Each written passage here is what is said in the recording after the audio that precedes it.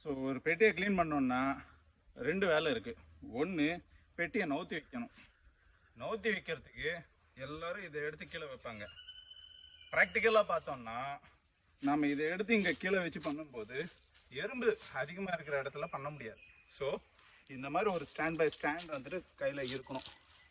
இது கூட ஒரு அடிப்பலகை கண்டிப்பாக தேவை. ஸோ அடிப்பலகையை இப்படி வச்சிடணும். அந்த பெட்டியை தூக்கி இது மேலே அப்படியே வைக்கணும். அந்த அடிப்பலகை எடுத்துகிட்டு இதை தூக்கி அங்கே வச்சிடணும்.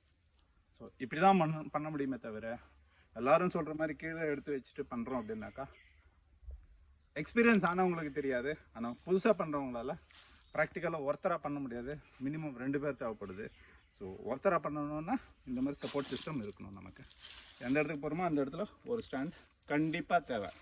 இது இந்த மாதிரி இருக்கும்போது இப்போது இது ஒரு எக்ஸ்ட்ரா ஆர்டர் கீழே விழுந்துருந்தது. இதை வந்துட்டு இப்போ வெளியே எடுத்துட்டோம். ஸோ ஃபர்தராக வந்துட்டு அதை கட்ட ஆரம்பிச்சிடும். ஸோ இப்படி தான் வந்துட்டு பெட்டியை க்ளீன் பண்ணணும். Okay good luck. నీ మూతి తెల్లి పో మాట్లాడింది. Good luck. ఇప్పుడు నువ్వు చెక్ చేసుకో అది ఎట్లా ఉంది.